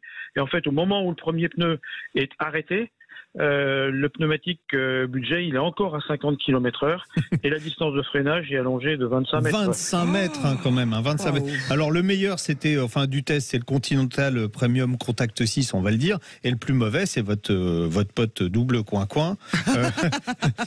C'est double coin, le DC99. Alors DC, est-ce que c'était fait exprès qu'il s'appelle DC? Mais c'est vrai que si vous êtes encore à 50 km/h quand les autres sont arrêtés, le DC, malheureusement, il risque de vous atteindre assez rapidement. Ouais, mais la problématique, c'est que vu l'inflation, vu tout ce qui se passe, il y a une majorité de la population. Alors le truc, Dominique, c'est est-ce qu'on fait vraiment le bon calcul à faire des économies quand on achète des pneumatiques? Alors, manifestement, on ne fait pas le bon calcul, et pour des raisons d'économie ou d'usure, et pour des raisons de sécurité. Cependant, il faut bien reconnaître que il y a un certain nombre de personnes qui ont une somme pour changer leurs pneus et qui n'ont pas plus. Donc ça, il faut le prendre en compte. Évidemment, quand on monte ce type de pneumatique, il faut conduire beaucoup plus prudemment. Et puis, il faut être extrêmement attentif et savoir qu'au bout du compte, le calcul économique est pas très bon, quoi. Oui, en plus, Dominique, là, on est sur un pneu. Alors la dimension la plus vendue, c'est 205/55 R16. C'est pas des pneus qui coûtent extrêmement cher. Donc en prenant un pneu premier prix, on va pas faire des économies monstrueuses. Alors sur les premières dimensions du marché, il y a une bagarre extraordinaire qui s'effectue, à la fois au niveau des manufacturiers et au niveau des distributeurs. Et effectivement, en cherchant un peu, on réussit à trouver des pneus de bon niveau à des prix tout à fait convenables. Sur un pneu comme ça tourne autour de combien à peu près? Une fourchette. C'est entre 60 € pour un pneu de bon niveau, jusqu'à 90 € pour un pneumatique de grande marque. Premium. Et un premier prix, on va l'avoir à quoi? À 50 €? Alors, à premier prix, on va l'avoir à 45 ou 50 €. Oui. Et le coût de la montre, à peu près, en plus ? Ouais, mais le coût de la montre, que ce soit un premium ou un pneu premier prix, c'est le même. Non, mais en gros, pour avoir une enveloppe globale, c'est quoi? C'est 20 €? Oui, c'est 15 €. Ouais, voilà. Pour avoir donc, mais là, vous allez économiser 15 € par pneumatique et vous mettez en danger et vos pneus vont durer moins longtemps. Ah non, mais on est d'accord. Le calcul n'est pas forcément bon. Et est-ce que du coup, on ne pourrait pas avoir un système où on pourrait payer en 2 fois nos pneus, par exemple, quand on a vraiment des petits moyens et qu'on ne peut pas accéder tout de suite? Toutes les grandes enseignes proposent ce système-là avec des paiements en 3 fois ou 4 fois. Je pense que Laurence P de Paris pose la question parce que justement elle a des pneus à changer sur sa voiture. Voilà. Donc elle ne mettra pas des doubles coins-coins. Oui, c'est ça. Bon ben voilà. Voilà. Alors une chose aussi qu'il faut signaler, c'est que sur des voitures plus huppées avec des grandes dimensions, les pneumatiques peuvent être très très chers. Et là, en l'occurrence, c'est une question de sécurité. De s'équiper avec des pneumatiques premier prix, c'est vraiment pas une bonne idée. Ouais, mais enfin, bon, si vous avez une Bugatti Veyron, on peut pas mettre des premiers prix. Et c'était quoi, 15 000 € le pneu, c'est ça? Oui, c'est ça. Oui, c'est de l'ordre de 10 000 € un Bugatti Veyron. Donc effectivement, il n'existe pas de premier prix. Mais je pense que pour des voitures sportives, on trouve des pneumatiques de premier prix. Oui, bien sûr, on trouve des pneumatiques de premier prix. Mais imaginez bien quand on évoque les distances de freinage tout à l'heure sur une voiture puissante, ça va se terminer vite en catastrophe. Oubliez d'urgence. Merci beaucoup. Merci beaucoup, Dominique. Merci à vous. Président du syndicat du pneu, et si vous êtes intéressé pour tout ce qui concerne les pneus, même des questions que vous vous posez, vous n'hésitez pas. Ah oui, je reçois de plus en plus de questions sur les pneumatiques. Et puis de toute façon, il y a tous les spécialistes du pneu, dont le syndicat que l'on peut trouver aussi sur Internet. Allez, à suivre. Eh bien, tiens, en parlant de pneus, on va aller se faire un petit pneu plaisir. On va aller du côté de la Champagne. Ça va buller un petit peu, mais ça ne sera pas côté vin de Champagne. À tout de suite. Tech, leader mondial de la charge batterie, présente Sud Radio, on parle auto, Classic Cars. Et nous allons aller nous promener sur l'une des régions de France qui fait un des vins les plus prestigieux, les plus exceptionnels. Ça bulle beaucoup. La région qui fait de très beaux vins de Champagne. Mais on ne parlera pas de Champagne. Ça, vous pourrez attendre plus tard l'émission Invino, puisque c'est leur spécialité, des vins, entre autres. On va parler des belles champenoises. Oui, on a avec nous Patrick Estrade, qui est un des organisateurs de ce salon, 35e édition du rendez-vous champenois qui est consacré aux véhicules de collection. Bonjour Patrick. Oui, bonjour. Bonjour. Quel temps il fait, tiens, à Reims? Eh ben, il fait frisqué, il fait gris, mais on n'a pas de pluie ni de vent, donc c'est le principal. D'accord. Bon, vous êtes à l'intérieur en partie, de toute façon. Oui, on a 15 000 m² extérieurs et puis à peu près l'équivalent en intérieur. Ça se passe où exactement, à Reims? Alors, c'est au parc des expositions de Reims. C'est ça. D'accord. On va commencer par la fin. Au parc des expos, ça coûte combien? Le quoi, les locations? L'entrée. Non. L'entrée publique, c'est 14 € pour les adultes, c'est 4 € pour les enfants de 10 à 14 ans et gratuit en dessous de 10 ans. Bon, alors qu'est-ce qu'ils vont pouvoir voir? Parce que les vaches, les cochons, c'est à Paris. Et à Reims, on y voit quoi? Alors là, c'est un salon de véhicules de collection, donc ça regroupe aussi bien les voitures que les motos, puis tout autre mode de circulation. Ça peut être des camions, ça peut être des vélos, ça peut être des tas de choses. Et puis tout ce qui se rapporte à l'automobilia, c'est-à-dire qu'il y a aussi bien des plaques émaillées, des miniatures, il y a tout, des jouets anciens, tout ce qui se rapporte aux véhicules de collection. D'accord, il y a même des pièces détachées, vous avez aussi. Voilà, nous, la spécificité du salon de Reims, c'est qu'on est réputé pour la bourse d'échange qu'on appelle de pièces détachées. D'accord, il y a combien d'ailleurs de stands de pièces détachées? Alors, en pièces détachées, on doit être à peu près dans les 350 stands. Oui. Ah oui. Dont certains viennent de très loin, parce qu'on draine tous les pays du Nord. Et on a également des exposants italiens, espagnols, néerlandais, et puis on a même un en association qui vient de Palm Beach. Joli. Bah chouette. On y trouve quoi, tiens, comme pièces détachées? Est-ce qu'il y a des thèmes qui sont plus forts chez vous que d'autres? Je sais pas, je dis n'importe quoi, les Peugeot, les Citroën. Non, c'est pas trop classifié par thème, à part certains professionnels qui vendent des pièces, mettons, de Méhari, bien spécifiques, ou de DS. Ensuite, c'est beaucoup des mélanges de pièces. C'est surtout de la pièce ancienne, en réalité, soit des sorties de grange, des fois, ou alors après des refabrications. Il y a des personnes qui refabriquent des pièces. Ils refabriquent des phares, ils refabriquent des accessoires pour enjoliver les voitures, des volants, beaucoup de sellerie, des caoutchoucs de porte, des pneus. Il y a toutes les pièces qui sont refabriquées pour faire marcher nos véhicules. Ouais. Qu'est-ce qu'il y a comme jolie auto qu'on peut voir si on se décide avec Laurence de venir cet après-midi? On a une centaine d'associations qui sont présentes, des clubs de marque et puis des clubs régionaux, multimarques. Il y a de tout. Il y a aussi bien des petites voitures cabriolets anglaises, aussi bien des voitures de luxe comme de la Haye, des avions voisins, donc des voitures qui sont des voitures d'exception. Et puis après, il y a des voitures populaires. On a des 2 chevaux, des 4 chevaux. On a vraiment de tout pour. On est un salon populaire, si vous voulez. Oui, vous n'êtes pas vraiment moins élitiste que Rétromobile, par exemple. Rétromobile, on voit des voitures exceptionnelles qu'on ne verra jamais dans notre vie. Nous, par contre, on est un salon populaire. Donc, on se rapproche plus de l'âme du collectionneur. Du collectionneur français, on est d'accord. Je ne veux pas dire collectionneur, mais de l'amateur, qui vient vraiment se renseigner au niveau d'un club, au niveau des pièces, au niveau des voitures, puis des motos, parce que faut pas oublier qu'on met une marque à l'honneur cette année qui est prestigieuse. Une marque française qui s'appelle Dollar. C'est quand même étonnant. C'est le début du siècle, début du 20e. 1923, puisque c'est le centenaire. Non, ça n'a pas duré longtemps, ça s'est arrêté après la crise de 29, en fait. Oui, c'est la marque. La première Dollar a été présentée au Salon de Paris en 1923, en octobre 23. Et puis la marque a duré jusqu'à l'entrée de la guerre, jusqu'à 1939. Voilà. Moi j'aimais beaucoup le slogan de la marque, c'est rouler sur l'or c'est bien, rouler sur une dollar c'est mieux. Oui, c'est mieux. Voilà, c'est vrai qu'ils ont inventé le marketing moderne parce que c'est une marque française. Ils fabriquaient des vélos au départ. Ça s'appelait De La Chanal et exactement. Et une des filles a décidé finalement au tournant du siècle de se lancer dans le 2 roues à moteur, donc dans la moto. Et ils ont choisi le nom Dollar. C'était vraiment du marketing. Et puis et puis le logo. Puis le logo, une tête d'Indien. Une tête d'Indien. C'était à l'époque, tout ce qui était américanisé, c'était d'autres fabricants ont appelé Newmap ou des autres marques avec des noms américains, et puis c'était la mode à l'époque. Vous en avez combien de dollars Vous avez combien de dollars? J'ai $500. Non, j'ai une moto $500.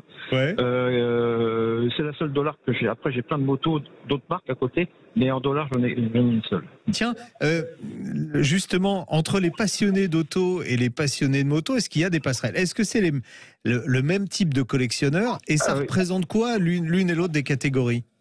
Alors, moi je suis les deux. J'ai auto, moto. Moi aussi. Donc, par contre, motard, c'est toujours un monde un peu particulier où je ressens quand on est dans un monde dollar, quand on va sur des circuits ou des rassemblements, on retrouve toujours ce côté passion et amitié qu'on a dans le monde de la moto. Oui, c'est vrai. Moi j'ai fait beaucoup de motos dans les années 70 et on avait vraiment une amitié entre motards qui une solidarité plus forte. D'ailleurs, les motards se font des signes sur la route. Et ça reste dans la collection. Et ça existe toujours et c'est resté dans la collection exactement pareil qu'à l'époque. Donc ça, c'est un côté convivial. Alors que dans les voitures, ça existe aussi, mais il y a plus d'éclans suivant des marques. C'est un peu moins évident dans les voitures. Mais après, les motos, depuis à peu près 5 ans, il y a beaucoup plus de collectionneurs qui s'orientent vers la moto. Ça prend moins de place qu'une voiture. Et puis ça coûte moins cher à restaurer aussi. Les gens sont étonnés parce que c'est petit, mais il y a beaucoup de chromes, beaucoup de choses à faire. Par rapport à une belle voiture de prestige, oui, c'est moins cher. Mais des fois, ça peut atteindre quand même certaines sommes. En tout cas, on a fait super. Pas le tour, Salon des Belles Champenoises à Reims, c'est aujourd'hui et demain. C'est sur le parc des expositions de Reims. Exactement. Et on vous attend tous nombreux parce que vous avez passé un venez joli nombreux. week-end. Il y a énormément de monde.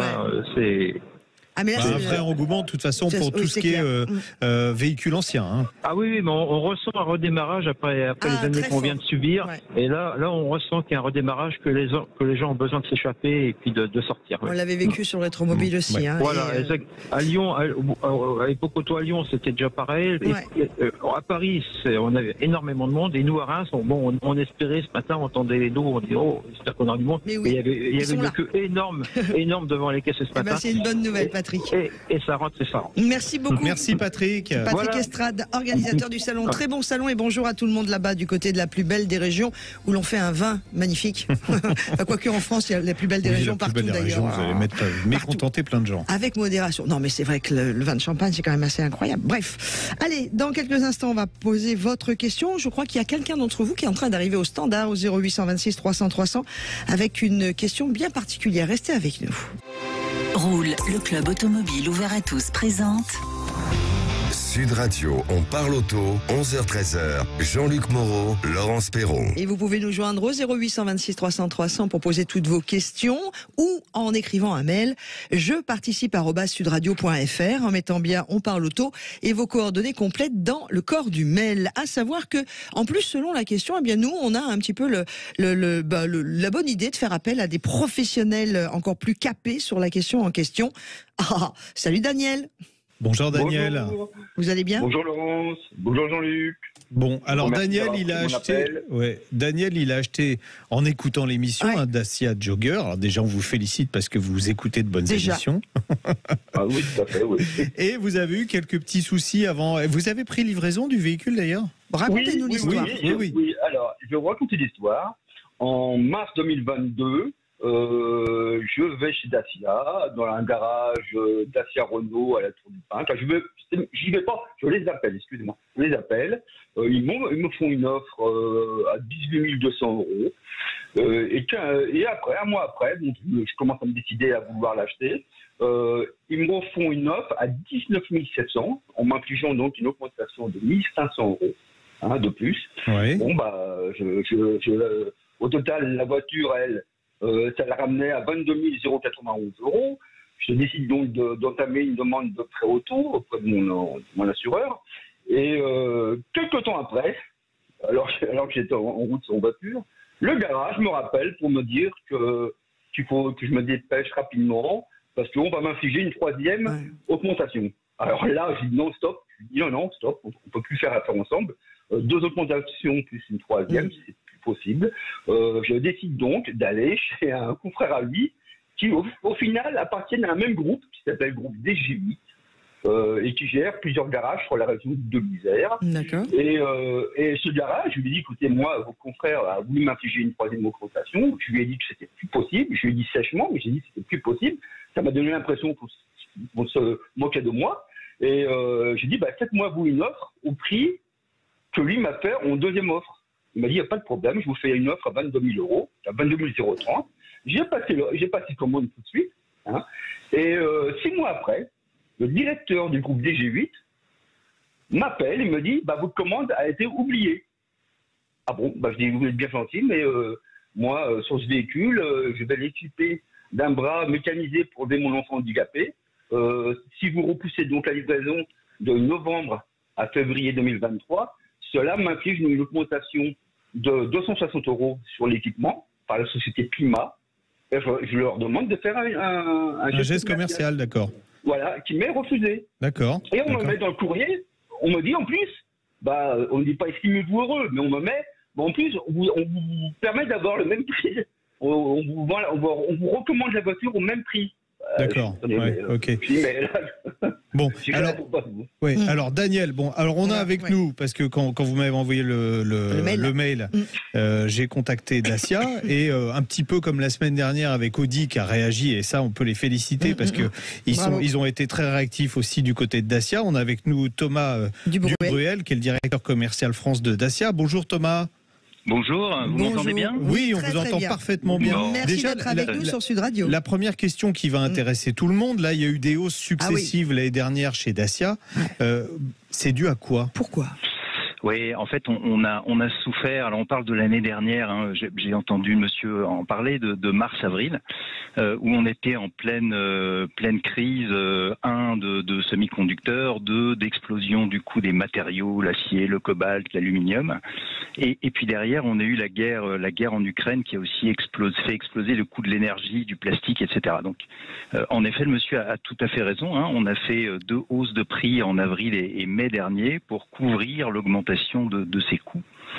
Ce que je peux vous dire sur ce sujet, c'est que on a une règle chez Dacia en général, c'est que quand quelqu'un passe une commande ferme sur une voiture, on lui garantit le prix.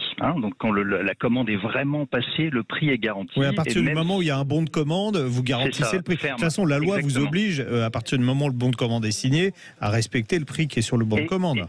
Exactement. Donc le prix est bien garanti quand il y a un bon de commande. En revanche, quand il y a un devis, une offre commerciale ou un devis, là, ce qu'on demande à notre réseau, c'est d'appeler les clients et de leur dire, écoutez, monsieur, on est désolé, on vous a fait une offre commerciale à telle date. Malheureusement, il y a une hausse de prix qui a lieu, donc on vous invite soit à prendre commande tout de suite et à ce moment-là, on vous garantira effectivement le prix en question, soit si vous passez pas une commande ferme, on passera sur le prix successif. Le nouveau prix, oui, ça paraît. Voilà, exactement. Ça paraît logique. Ça tient la route. Oui, ça paraît logique. Qu'est-ce qu'on peut faire dans le cas de Daniel, Thomas ? Alors, ce que je peux rajouter aussi dans le cas du monsieur, déjà je suis absolument désolé de ce qui se passe parce que quand on a un client mécontent, nous-mêmes chez Dacia on est mécontent. Ce que je peux peut-être rajouter, c'est la deuxième partie de ce que le monsieur a dit et qui est absolument vrai. Et je vous explique en 2 mots pourquoi. L'année dernière, en fait, on a modifié la gamme pour passer sur la nouvelle identité visuelle. Et ça, c'est arrivé en gros vers l'été, vers le mois de juin, où là nos voitures sont passées de l'ancienne identité visuelle avec le vieux logo, les vieilles couleurs, etc., à la nouvelle identité visuelle. Et on a eu un tel succès sur Jogger, c'est vrai qu'on a lancé en mars de l'année dernière, que finalement on n'avait plus assez de composants pour fabriquer la voiture à l'ancienne identité.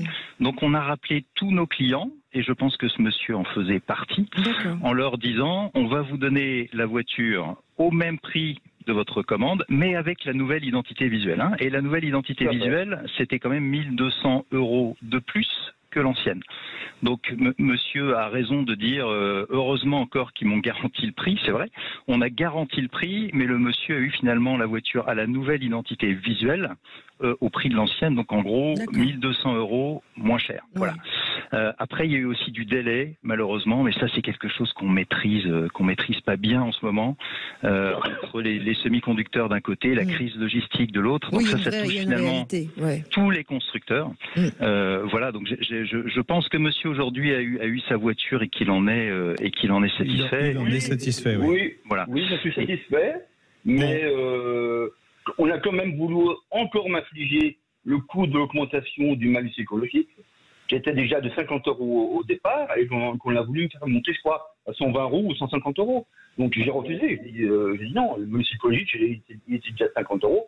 Il est hors de question que je repaye encore quelque chose de plus. Ce qui m'embête dans cette démarche, c'est qu'à chaque fois qu'on me rappelait, c'était pour m'annoncer des mauvaises nouvelles. Voilà. Alors après, c'est pas contre vous, Daniel. Je pense qu'on va laisser Thomas malheureusement conclure aussi, Daniel, mais c'est pas contre vous. Enfin, Jean-Luc, c'est pas. Oui, non, mais en fait, Dacia, la politique, je peux le dire moi, mais la politique commerciale de Dacia, c'est d'être au plus juste prix avec des marges qui sont plus serrées. Donc forcément, on ressent, ils peuvent pas absorber l'augmentation des coûts comme le ferait une marque premium qui a des marges plus importantes et qui peut ne pas répercuter ses coûts. Là, c'est comme qu'on va chez les hard discounters en termes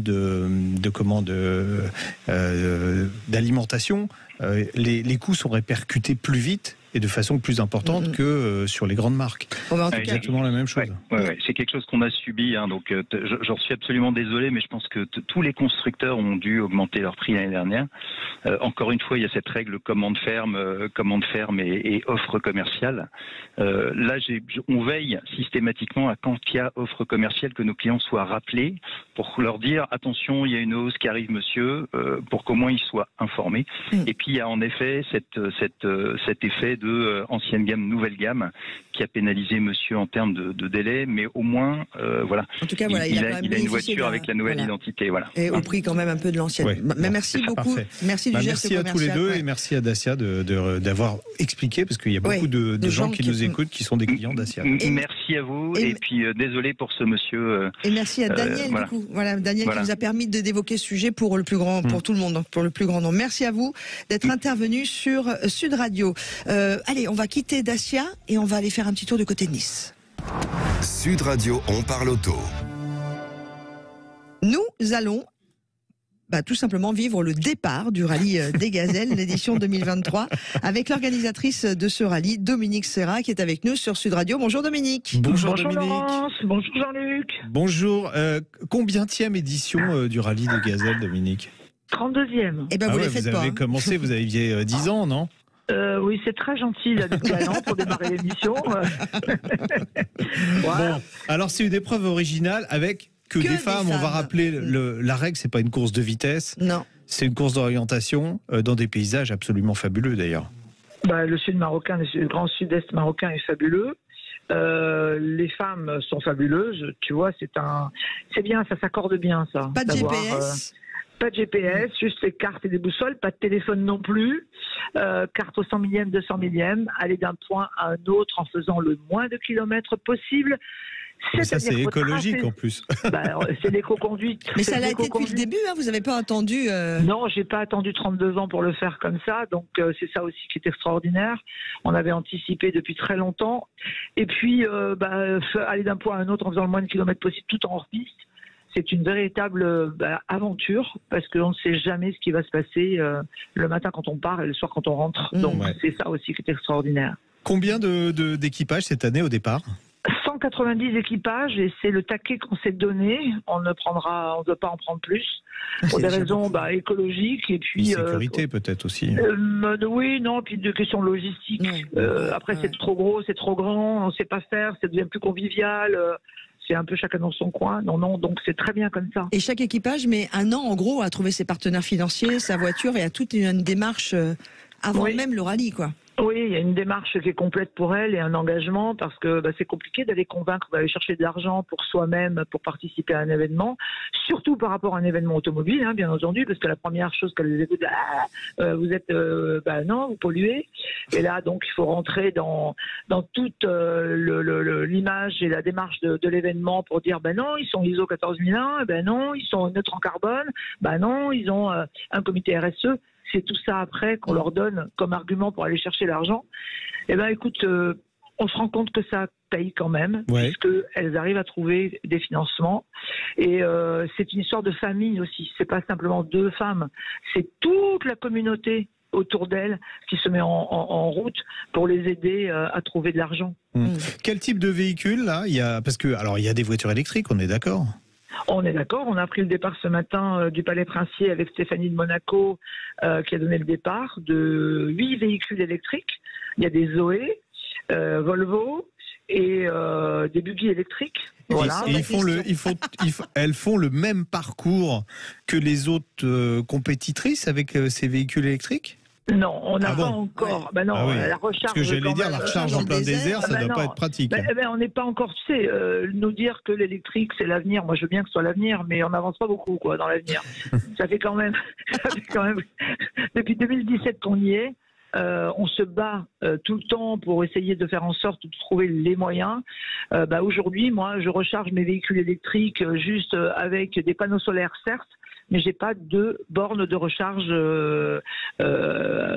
nomade. Ça n'existe pas encore pour nous permettre de pouvoir les recharger en parcours de course. D'accord. Oui. Bon, vous avez de la chance, il y a du soleil en plus au Maroc. Mais là la batterie, au contraire, elle aime pas trop la chaleur. Oui, c'est vrai. Juste parce que là le temps s'égrène comme le sable dans le désert.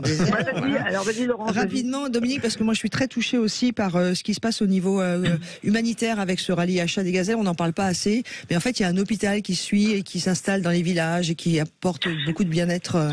Oui, tout à fait. Et on va fêter notre 100 millième passion là sur le rallye de cette année. C'est une caravane médicale avec 32 médecins avec des pathologies qui sont importantes. Ça va de l'obstétrique au dentaire, à l'ophtalmologie, à l'optique, puisqu'on donne carrément, on remet des lunettes immédiatement sur le nez des enfants. Tout ça, ça fait à peu près 8 à 10 000 personnes soignées en 8 jours, mais le suivi des patients à l'année, les médicaments, voilà. Mais après, tu sais, c'est aussi l'accès à l'eau. C'est des puits qu'on construit, c'est des crèches qu'on construit avec les bouteilles de plastique que l'on recycle. On a un comité RSE et on travaille sur nos 3 piliers, une démarche exemplaire, c'est-à-dire tout ce qui est empowerment des femmes. On valorise les femmes, vraiment on a des solutions aussi pour les aider par rapport aux violences qui leur sont faites et des choses que l'on met en place. Après, on a toute la partie que tu aimes bien, toute cette partie sociale et médicale. Et puis, il y a la partie environnementale. Et ça, pour nous, c'est une démarche qui est une stratégie là, qui se met en place encore plus pour qu'on améliore tout, qu'on arrive à verdir un petit peu ce monde du rallye raid. Et ça, c'est important. En tout cas, bravo. Ouais, bravo arriver à Essaouira, oui. Voilà, ça sera le 18 mars. Bien à l'heure bleue. La fête à l'heure bleue à Essaouira, oui, si tu veux, mais on va au Médina, on est sur la plage. Essaouira, c'est un endroit magnifique. Non, c'est très bien. C'est la 32e édition 2023 et ce rallye Aïcha des Gazelles jusqu'au 18 mars. Vous pouvez suivre en direct le live régulièrement sur le site internet. Voilà, rallyeaïchadesgazelles.com. Et puis on aura l'occasion d'ici la fin du rallye, Dominique, de continuer de vous donner la parole et puis de suivre un peu ce rallye. On vous embrasse très fort et bon rallye à toute l'équipe qui encadre et toute l'équipe qui participe. Bonne semaine, nous on sera au soleil, j'espère que ça coupe. Vous passez dans un tunnel, Dominique, vous allez vous faire tanker dans le sable. Allez, bisous. Dans le désert. À bientôt. À bientôt, à très vite. Au revoir. Roule, le club automobile ouvert à tous présente Sud Radio, on parle auto. Quelle auto choisir? Et quelle auto choisir? Évidemment avec une question qui nous est arrivée par mail. Je participe @sudradio.fr. Vous n'hésitez pas si vous avez besoin d'être aidé pour la future voiture que vous avez envie d'acheter. Bruno nous a écrit... Bruno d'Agen. Monsieur Moreau est très en forme ce matin. Bruno nous a écrit la question suivante. J'aimerais changer de voiture et me tourner vers une Honda Civic. Quels sont les modèles à éviter? Eh bien, avec la Honda Civic, comme c'est encore le salon de l'agriculture, je vais vous dire, c'est comme dans le cochon, avec la Civic, tout est bon. On peut tout, quelle que soit la génération. Alors évidemment, si c'est une voiture d'occasion, vous pouvez prendre... Alors, la 9e génération de 2012 à 2017... fiabilité parfaite, essence diesel, donc vous y allez, vous pouvez même taper au hasard. C'est la base technique de la précédente génération qui a été fabriquée entre 2006 et 2011. Elle a été peaufinée à tout point de vue. Ils ont corrigé les petits défauts de la devancière, en particulier le confort qui était un peu ferme auparavant. L'habitabilité est toujours très bonne, le coffret géant. Le seul vrai défaut, c'est la rétrovision, puisque la glace arrière est séparée en 2 parties. Bon, franchement, et puis l'ergonomie qui est un petit peu discutable, mais bien sous tout rapport. Alors je conseille plutôt, donc on va rester sur cette 9e génération entre 2012 et 2017 avec des petits budgets. On peut très bien trouver une très belle Civic pour 5-6 000 euros avec le moteur 1,8 litre e-VTEC qui fait 142 chevaux, qui est très sobre, qui offre du couple, de la puissance et surtout hyper archi fiable. Voilà. Mais c'est un peu Honda en général. Enfin, la marque Honda a quand même une très très bonne réputation. Oui. En particulier, même peut-être encore plus sur les 2 roues que sur les voitures. C'est vrai que moi qui ai eu toutes les marques de moto pratiquement du marché, je peux le dire, je vends pas de Honda, mais bon, c'est ce qu'il y a de plus fiable. Moi j'ai une amie qui a sa Jazz, elle en est ravie, la voiture elle a 15 ans, c'est extrêmement fiable. Aucun problème. Ça peut être un sujet un jour, mais il faut que je trouve un intervenant. C'est pourquoi est-ce que les Japonais ont des moteurs et des véhicules plus fiables que le reste du monde? Ça, c'est une vraie question. C'est une vraie question. Il va falloir qu'on fasse des recherches pour trouver le bon intervenant. Non, mais moi, j'ai des réponses à ça. Mais je ne vais pas m'interroger moi, c'est ça le problème. Non, mais je peux vous interroger, si vous voulez, monsieur le juge. Non, mais en tout cas, voilà la réponse à Bruno. Vous faites comme Bruno, vous n'hésitez pas, si vous avez un doute sur la future voiture que vous avez envie d'acheter, vous nous appelez au 0826 300 300 ou vous écrivez tout simplement un mail à jeparticipe@sudradio et puis là, vous allez avoir par LED. Soit vous intervenez en direct sur Sud Radio, soit je pose votre question. Allez, on va faire un petit tour maintenant du côté de l'info, parce qu'il y en a eu cette semaine. Il y en a, oui. Sud Radio, on parle auto.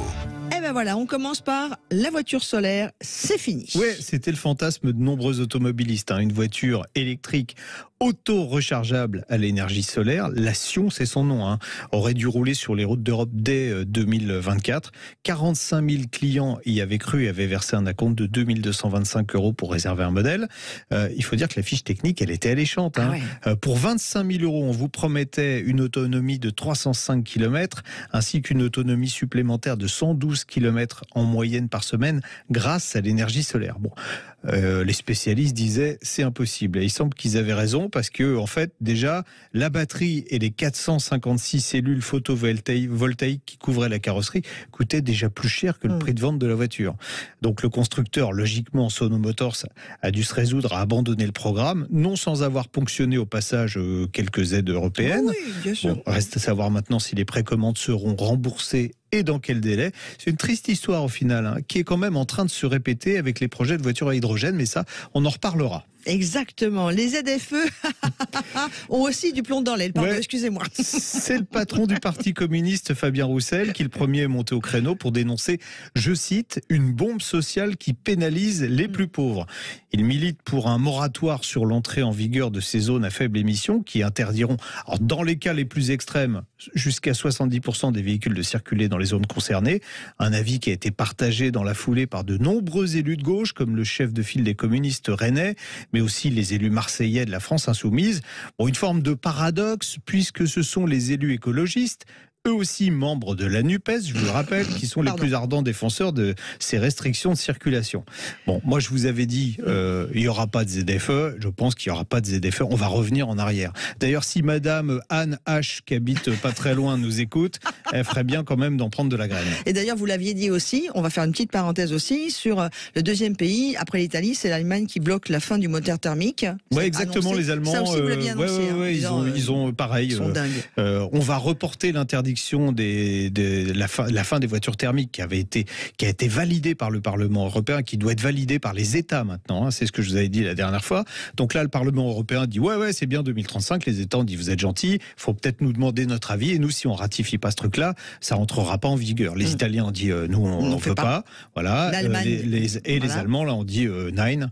Donc à partir du moment où l'Allemagne dit nine, on va considérer que c'est repoussé au calendrier grec. Et d'ailleurs, comment on dit non en grec? Je ne sais pas. Mais le vote des États membres de l'UE, qui est prévu mardi pour entériner l'interdiction en 2035, est reporté sine die. Sine die, c'est ce que je vous ai dit, au calendrier grec. Calendrier grec. Et pour conclure ces brèves de la semaine, c'est la fin aussi de la conduite autonome chez Tesla. Oui, le constructeur américain a décidé de ne plus commercialiser son système FSD, ça veut dire Full Self-Driving, ce qu'on peut traduire par conduite totalement autonome. Bon, il faut dire que Tesla avait poussé le bouchon un peu loin en servant de ses clients comme cobayes. 362 758 voitures sont en effet déjà équipées aux États-Unis de cette fonction FSD bêta, alors qu'elle n'est toujours pas homologuée. Les autorités américaines s'en sont émues et ont demandé aux constructeurs de corriger certains problèmes pouvant mener à des situations dangereuses. Bon, en fait, la conduite 100% autonome, c'est un peu comme les ZFE ou l'interdiction des véhicules thermiques en Europe. Ça va arriver, mais pas tout de suite. En tout cas, voilà, on a fait un petit tour. Et là, les brefs, c'est fini en fait. Oui, c'est plein de trucs, c'est fini. Cette semaine, c'est fini. À suivre évidemment sur Sud Radio toute la journée. Eh bien, vous avez rendez-vous avec le rugby et toute l'équipe du rugby Sud Radio à partir de 15h. Juste avant, ce sont les clés d'une vie qui vous seront proposées. La roue des émotions et puis l'émission que tous les passionnés de vin et de ceux qui le font, même si on le consomme avec modération, adorent. La seule émission qui parle de vin et de spiritueux en France. Il s'agit de Invino. Nous, on se retrouve la semaine prochaine, l'ami. Complètement, oui, la semaine prochaine. L'ami Jean-Luc. Et donc, on va parler des 40 ans des voitures parlantes. Ça peut être assez marrant. Ouais.